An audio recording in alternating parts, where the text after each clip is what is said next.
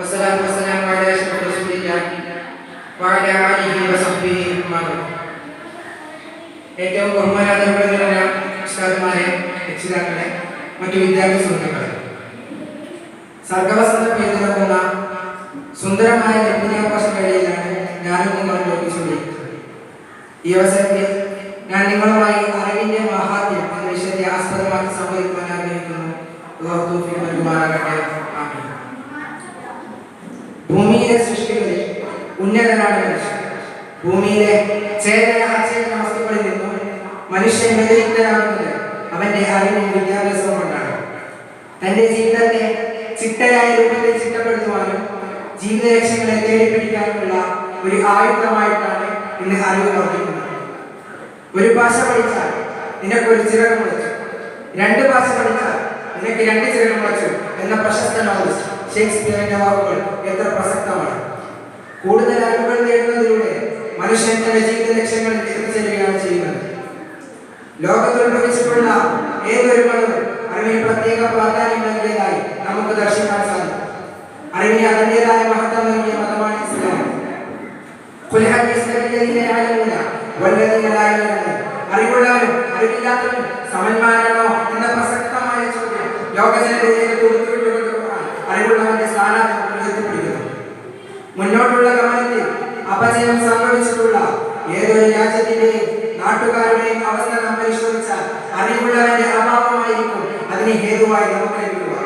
ചൈനയ്ക്ക് സംഭവിച്ചതും അത് തന്നെയാണല്ലോ. വിദ്യ മനുഷ്യന്റെ കാലവികാസത്താണ്. അതെവിടെ കണ്ടാൽ പെറുക്കിയെടുക്കുക എന്ന അറിവിനെ മനുഷ്യന്റെ അമൂല്യമായ സ്വത്തിനോട് ഉപയോഗിച്ചുകൊണ്ടുള്ള നബി സല്ലല്ലാഹു അലൈഹി വസല്ലമയുടെ വാക്കുകൾ അറിവിന്റെ സ്ഥാനത്തെ സൂചിപ്പിക്കുന്നു. നബി സല്ലല്ലാഹു അലൈഹി വസല്ലമയുടെ കാലത്തുണ്ടായിരുന്ന രണ്ട് സഹോദരന്മാരിൽ ഒരാൾ അറിവ് നേടുന്നവനും മറ്റേയാൾ കുടുംബത്തിന് വേണ്ടി സമ്പാദിക്കുന്നവനുമായിരുന്നു. ഇദ്ദേഹം തന്റെ അറിവ് നേടുന്ന അവനെ കൊണ്ടായിരിക്കും നിങ്ങൾക്ക് ജോലിയിൽ ബർക്കത്ത് ലഭിക്കുക എന്ന് പറഞ്ഞുകൊണ്ട് മുത്തനബി സല്ലല്ലാഹു അലൈഹി വസല്ലമ ലോകത്തിന് അറിവിന്റെ മഹാത്മ്യം പഠിപ്പിച്ചു കൊടുത്തു. വിദ്യാധനം സർവ്വധനാൽ പ്രധാനം എന്ന ആപ്തവാക്യം കണ്ടുപിടിക്കുന്നതിന് എത്രയോ വർഷം മുമ്പുള്ള നബി സല്ലല്ലാഹു അലൈഹി വസല്ലമയുടെ ഈ പ്രസ്താവനകൾ തീർത്തും പ്രശംസനീയമാണ്. പക്ഷേ വർത്തമാനകാലത്ത് നവകലാലയങ്ങളിൽ നിന്നും വിജ്ഞാന കേന്ദ്രങ്ങളിൽ നിന്നും തീർത്തും അസാംസ്കാരികമായ വർത്തമാനങ്ങളാണ് നാം കേട്ടുകൊണ്ടിരിക്കുന്നത്. പദബോധങ്ങൾ പാലിച്ചതിനും ധർമ്മപദങ്ങൾ വലിച്ചതിനും ഒരു നികൃഷ്ടമായ ഭാവി നവകലാലയ കുട്ടികളിൽ വളരുമ്പോൾ എന്ന് നാം ശ്രദ്ധിക്കേണ്ടതുണ്ട്. ഇന്ന് മനുഷ്യന് വേണ്ടത് ധാർമ്മിക വിദ്യയാണ്. ലോകത്ത് നിന്ന് ഇന്ന് ഇല്ലാതായിക്കൊണ്ടിരിക്കുന്നതും അത് തന്നെയാണ്. അറിവിലൂടെ നാം പകരേണ്ടത് ധർമ്മപ്രകാശത്തെയാണ്. അതിന് എന്റെ വാക്കുകൾ നിങ്ങൾക്ക് പ്രചോദനമാകട്ടെ എന്ന് പ്രാർത്ഥിച്ചുകൊണ്ട് എന്റെ വാക്കുകൾ ഞാൻ ഉപസംഹരിക്കുന്നു. അസ്സലാമു അലൈക്കും വറഹ്മത്തുള്ളാഹി വബറകാതുഹു. വസ്സലാത്തു വസ്സലാമു അലാ അഷ്റഫി റസൂലില്ലാഹി വഅലാ ആലിഹി വസഹ്ബിഹി അജ്മഈൻ. ഏറ്റവും ബഹുമാനാദരവുള്ള ഉസ്താദുമാരെ, രക്ഷിതാക്കളെ, മറ്റു വിദ്യാർത്ഥി സുഹൃത്തുക്കളെ, സർഗവസന്ത പെയ്തിറങ്ങുന്ന സുന്ദരമായ വിദ്യാഭ്യാസ വേളയിലാണ് ഞാനും നിങ്ങളും ചോദിച്ചുകൊണ്ടിരിക്കുന്നത്. ഈ അവസരത്തിൽ ഞാൻ നിങ്ങളുമായി അറിവിന്റെ മഹാത്മ്യം എന്ന വിഷയത്തെ ആസ്പദമാക്കി സംവദിക്കുവാൻ ആഗ്രഹിക്കുന്നു. ഭൂമിയിലെ സൃഷ്ടികളിൽ ഉന്നതനാണ് മനുഷ്യൻ. ഭൂമിയിലെ ചേതന അചേതന വസ്തുക്കളിൽ നിന്നും മനുഷ്യൻ വ്യതിരിക്തനാകുന്നത് അവന്റെ അറിവും വിദ്യാഭ്യാസവും കൊണ്ടാണ്. തന്റെ ജീവിതത്തെ ചിട്ടയായ രൂപത്തിൽ ചിട്ടപ്പെടുത്തുവാനും ജീവിത ലക്ഷ്യങ്ങളെ തേടിപ്പിടിക്കാനുമുള്ള ഒരു ആയുധമായിട്ടാണ് ഇന്ന് അറിവ് വർദ്ധിക്കുന്നത്. ഒരു ഭാഷ പഠിച്ചാൽ നിനക്കൊരു ചിറക് മുളച്ചു, രണ്ട് ഭാഷ പഠിച്ചാൽ നിനക്ക് രണ്ട് ചിറക് മുളച്ചു എന്ന പ്രശസ്ത നോവലിസ്റ്റ് ഷേക്സ്പിയറിന്റെ വാക്കുകൾ എത്ര പ്രസക്തമാണ്. കൂടുതൽ അറിവുകൾ നേടുന്നതിലൂടെ മനുഷ്യൻ തന്റെ ജീവിത ലക്ഷ്യങ്ങളിൽ എത്തിച്ചേരുകയാണ് ചെയ്യുന്നത്. ലോകത്തുദ്ഭവിച്ചിട്ടുള്ള ഏതൊരു മതവും അറിവിന് പ്രത്യേക പ്രാധാന്യം നൽകിയതായി നമുക്ക് ദർശിക്കാൻ സാധിക്കും. അറിവിന് അതിൻ്റെതായ മഹത്വം നൽകിയ മതമാണ് ഇസ്ലാം. അറിവുള്ളവരും അറിവില്ലാത്തവരും സമന്മാരാണോ എന്ന പ്രസക്തമായ ചോദ്യം അറിവുള്ളവന്റെ സ്ഥാനാർത്ഥം ഉയർത്തിപ്പിടിക്കുന്നു. മുന്നോട്ടുള്ള ഗമനത്തിൽ അപജയം സംഭവിച്ചിട്ടുള്ള ഏതൊരു രാജ്യത്തിന്റെയും നാട്ടുകാരുടെയും അവസ്ഥ നാം പരിശോധിച്ചാൽ അറിവുള്ളവന്റെ അഭാവമായിരിക്കും അതിന് ഹേതുവായി നമുക്ക് ലഭിക്കുക. ചൈനയ്ക്ക് സംഭവിച്ചതും അത് തന്നെയാണല്ലോ. വിദ്യ മനുഷ്യന്റെ കാലവികാസത്താണ്. അതെവിടെ കണ്ടാൽ പെറുക്കിയെടുക്കുക എന്ന അറിവിനെ മനുഷ്യന്റെ അമൂല്യമായ സ്വത്തിനോട് ഉപയോഗിച്ചുകൊണ്ടുള്ള